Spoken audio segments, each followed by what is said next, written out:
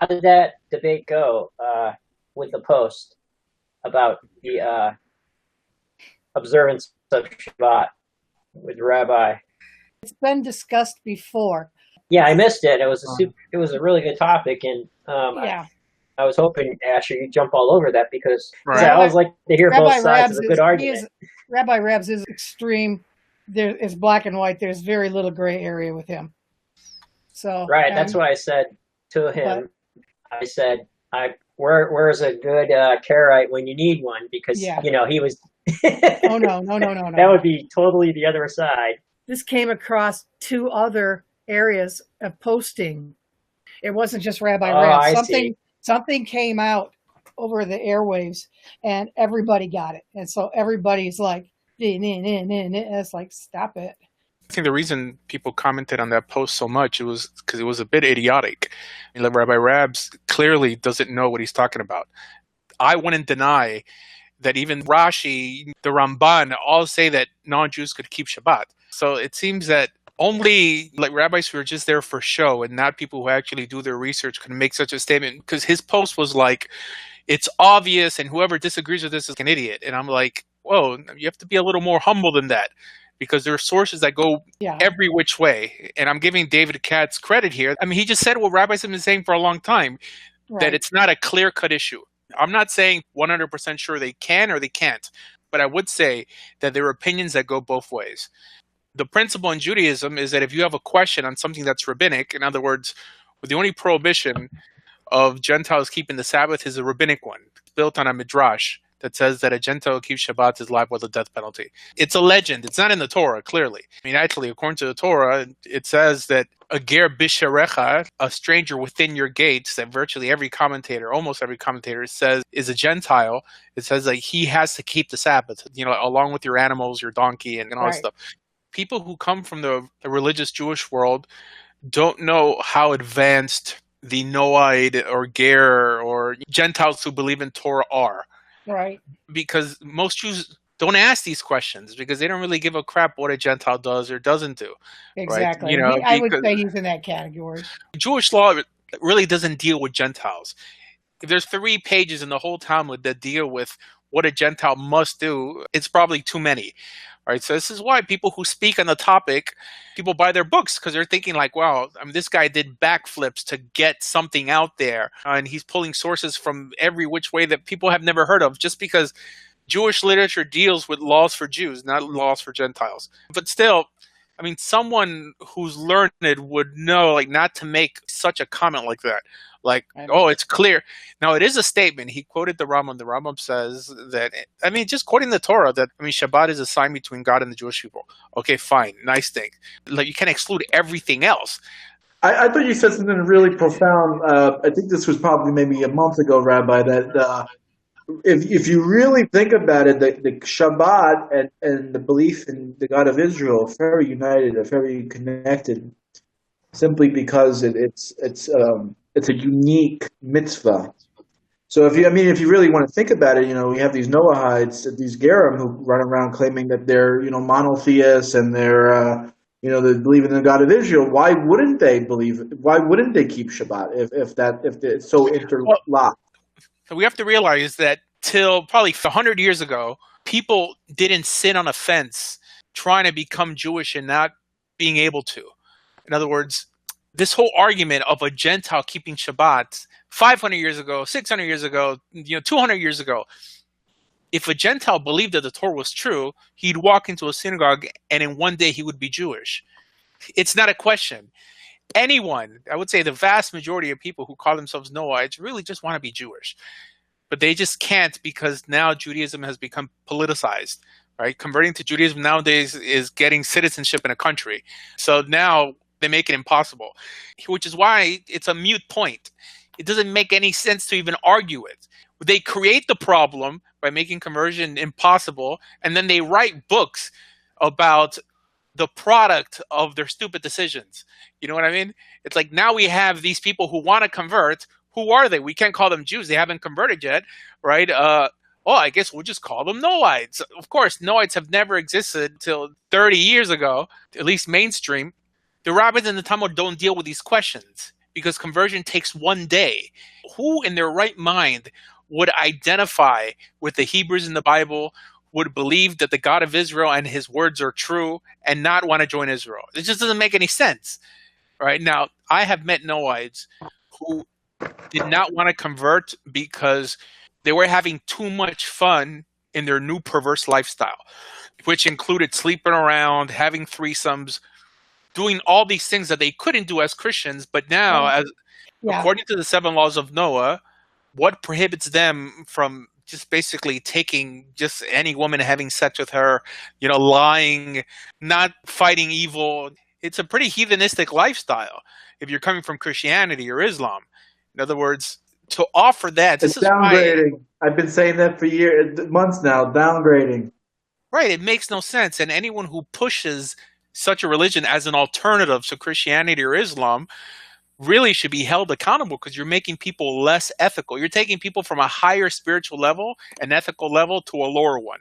Now, I believe in the laws of Noah. It's part of rabbinic literature, right? But I believe it as laws that are there to separate you from the animal, and that's it. But we're way past that, right? Christianity is way past that. They stumble on one, idolatry. Okay.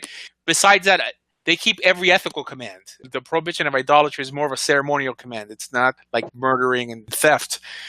No one asks these rabbis these questions, and every rabbi at debate agrees with me. They're like, oh, it's true, this and that, but if they really want to convert, they should. Of course, they don't help you do anything. They're like Chaim Kaufman. Pay me money every month, I'll give you a class. I'm not going to help you convert, right? So you have to find your own Beit Din. Well, I mean, who needs classes from you when I could get them on YouTube for free? But anyways, it's all a joke, and it's all ridiculous. The Jews are laughing at you. I mean, it's just the way it is. I mean, think about it. Jews won't even eat a French fry, like from a questionable hashkacha, like a questionable hechsher. But they'll offer you a lifestyle that half the rabbis disagreed that if you kept, that you would go to heaven or be saved or have a place in the world to come. Well, there's a debate on what Gentiles actually get. I mean, some say that righteous Gentiles get nothing. Some say, like the Rambam, that righteous Gentiles do get a share in the world to come. It's a debate. In other words, Jews are so strict not to take any chances on ceremonial things like kosher, but they're going to toss you a half-assed religion that's not even thought out. Let's wake up and let's start holding these rabbis accountable. This is why all these rabbis who claim to stand up for Gentiles piss me off, because they never speak against the status quo. But they never say, we have a problem. They won't admit it. Why? Because they're too busy, following the herd. It's true. And this is the problem I have with them. It's time to fight. It's time. I mean, if you really love helping people who love God, then you know what? That you have to make a video and call for the excommunication of rabbis who are making Judaism and the Bible look ridiculous. And no one, except myself, has done that. All right? Because they're like, oh, well, these are big rabbis. They'll go and they'll kiss their hands and, a long beard and pay us. Like, what does that even mean? It's all a joke. There's long bearded payas guys that, are messianics, and they screw up things too. That's it. It's a joke. I'll be honest with you. My rabbi's awesome. He's really awesome. But see, he didn't grow up religious. He became religious later. The community that I'm in, I don't think anybody there, except for the rabbi's wife, was frum from birth. So, and it's a small community. So, but I did get that experience though. For example, when I was visiting Chabad, I had a real bad experience with Chabad. I wanted to know what was your bad experience with Chabad, if you don't mind me asking. The rabbi was just an asshole. I don't think he had the temperament to be a rabbi. He would he'd deliberately try to humiliate me in the class, so that I would feel unwelcome. And the other people pick up on that kind of stuff, right? So I went to shake this one guy's hand. The guy just looked at my hand and then he looked in my eye and looked back at my hand. So I was like, this is, and he was just, he was a jerk. If I would ask a question, he's like, why are you trying to make this so difficult? Wow, man. You should have swung at him. Come on, this is already try you. I swear. I mean, and that's the way that I felt. And then, but so I was like, you know what? There's no need for me to go here. I'm not getting anything out of it. But the whole thing is like, you're supposed to be a rabbi. I remember one time he was telling people, there were these Christians that were there visiting, learning Hebrew. And he tells them how to say, dick in Hebrew. Oh, I'm like, Street slang, yeah. What in the world? Like what these Christian people are thinking. You know what I mean? I was like, what is this guy's like off the chain? Yeah, guess what? They don't walk on water. When they get one of these, then you can talk on our level. But until then, yeah, okay, we got it. Very nice. Well, anyway, so it wasn't a good experience. Now, but then I kind of had a little bit of that experience at a conservative shul. Asher, that my ex-wife was black. Right.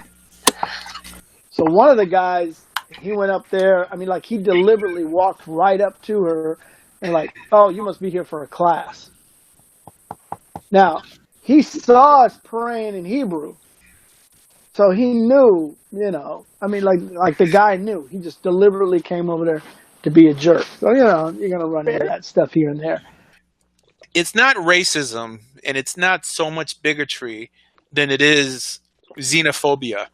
In other words, it's a fear of the unknown. It's not that they think that you're inferior just because you happen to have black skin. Judaism is so ethnocentric that anyone different everyone's going to stare at you. That's just what you have to deal with. But you're not going to change unless you get more converts. You get more converts, and they'll be like, what do you mean? Of course that black person's Jewish. There's 80 other black people in my sitting area that's Jewish. So that's why we have to change the demographic by getting more people to convert. And this is why the Noahide movement actually hurts Judaism, because you have all these potential converts being kept at bay when you could slowly be de-ethnicizing Judaism, which is a great thing. In other words, Judaism doesn't have to be bagels, falafel, and shawarma. It's not about a specific type of music or a specific way of dress or talking. It's just like-minded, ethical people who worship the same God and keep the same laws, just getting along. It doesn't have to be like, oh, well, you're converting Ashkenazi, so you have to wear a black hat, or you have to walk like this, you have to talk like this. No, that's ethnicity. That has nothing to do with Torah. The commandments are what distinguish us, not how we look. I mean, who gives a crap on how we look? Like if you say Shabbos, you say your Shabbat or Shabbat. It doesn't matter. I tell people, don't make religion your whole life, because you're going to be disappointed, right? Have hobbies and just be a normal dude, be a normal chick, and just keep Torah. That's it. Be able to identify with people around you, but don't be like everything's religion. This is why people like, Mizrahi, like in Yaron Reuven, they're fanatics, man. They're unhealthy fanatics. Rambam said, follow the middle path. Don't be more religious than the Pope. Just stay in the middle. Just be normal. Because the people who suffer are your kids. Your kids are going to suffer. I mean, who wants to be with some uptight? It's like freshly saved people, right? Right when they accept Jesus, they're here picking up the phone. God bless you. It's like, what the heck? Just be a normal person. Because what happens is that you end up burning out, and then you end up dropping everything. Don't fall into extremes, because your spouse and your kids are the ones who suffer. That crap doesn't last. Well, the only people who could pull it off for their whole life are people who were born into that lifestyle. I mean, if you're born in Borough Park, Williamsburg, Mea Shearim, I'll expect that craziness to last 80 years. And even that, those guys who are really that religious are really laid back. But they look that way because that's the way their community expects them to dress. But a lot of these guys don't listen to Jewish music. These guys in Borough Park, and they have long pants and everything. They listen to Pink Floyd and Bob Marley. And I mean, they're more laid back than you think. But those who try to be more religious than everyone else, it's because they're freshly religious. It's like their job to annoy everyone around them. But it's not a real thing. It's not going to last. But Yaron Reuven is what? Religious 5 years? Trust me. In 10 years, it's going to be a different guy. Clean shaven, smaller kippah. This is the way it is. Even in the Christian world, It's not a coincidence that Christians, right when they become religious, Assemblies of God, Pentecostal, swinging from the chandeliers. Give them 20 years, Presbyterian, Baptist. Roman Catholic. Right. No, well, I mean, no one goes down that far because the scholars in the Christian world, the doctors of divinity, don't come from the Assemblies of God or the Pentecostal movement. They're always either Southern Baptist, Presbyterian, Lutheran, the frozen chosen that they call, right? But they're very educated, but they've realized they've learned enough to know that all this going into extremes crap, it's all a facade. That you're just trying to let people know how religious I am. But this is not reality, man. I mean, there's people in your lives that have feelings. You just can't walk around pissing everybody off without coming to the point that you want to kill yourself because you have no friends. Everyone levels out. This is why the biggest scholars in the Jewish world are not rabbis with long beards and long payas. Those are typically known as the less educated religious Jews. Ultra Orthodox Jews are typically less educated than modern Orthodox Jews. That's just the way it is. The center of Torah study, of a center that makes strides in Jewish learning, is Yeshiva University, with Ner Yisrael, places that are modern Orthodox. Rav Herschel Schechter, a guy, trim beards. I mean, during the week, I don't even think he wears a hat. And this guy is probably the greatest Torah scholar alive. While Breslov and all these people, they're all wacky. Chabad taking the Rebbe's Mashiach. These people don't help anyone. So you'll realize that the biggest scholars in Judaism are the ones who look the most modern. It's just the way, because they don't got nothing to prove. Why? Because in Judaism, you're not commanded to have a long beard. You're not commanded to have long payas. So why do you do it? I mean, ask them. Why do you have a long beard when, according to rabbinic Judaism, all that you need is some stubble, if that? And rabbis say you could use an electric razor. So why do you have a long beard? Oh, the only reason they have a long beard is because they want to show off. That's the only reason. If you have no obligation, trust me, having a beard is itchy, okay? They're suffering for popularity. There's no law in Judaism that you have to wear a kapata or a rekel or these long black coats. So why do you do it? Ask them. Why do you think? It's because Tradition. no, not at all. That's what you'll hear is. That's what you hear is tradition. Well, that's only if they're speaking to a Christian. If another Jew asked them, who knows them, he'll be 2 years ago, you were in a nightclub irreligious. Now you're religious. You have a long beard and a long coat. What tradition are you following? It's because they want to look religious. They want to look important, right? That's the only reason. It's all a joke. In Judaism, Jewish law doesn't require this. Jewish law doesn't require you to wear tzitzit outside of your pants long. This is all an exaggeration. It's all fluff. Real Torah scholars know what they know, and they don't have to show off. They're pushing the false notion that the outside ultimately matters. What you see matters. It doesn't matter what you know. A lot of these guys don't know anything, but they look religious. I remember I was told that there's Messianics who walk into McDonald's with long beards and black hat, and they're like, "No cheese on the hamburger because I'm Jewish." It's a joke. It doesn't mean anything. My motto is that the longer the beard, typically, the less impressive the individual. It's a form of neurosis. It's really a sickness. Religion attracts crazy people. If you guys don't already know this.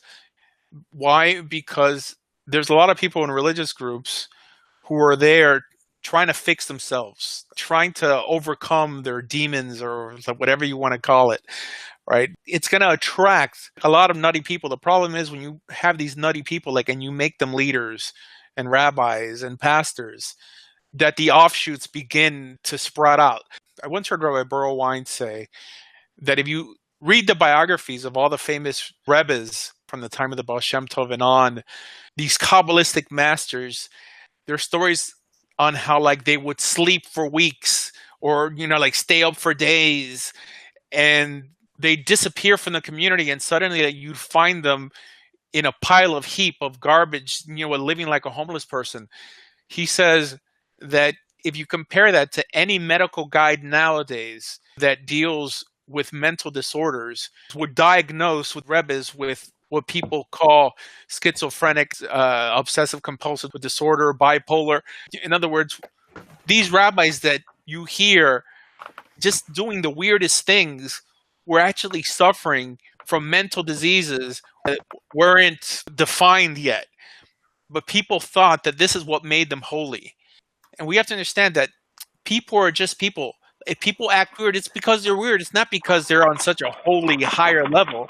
It's all Could I interrupt you real quick with that? Sure.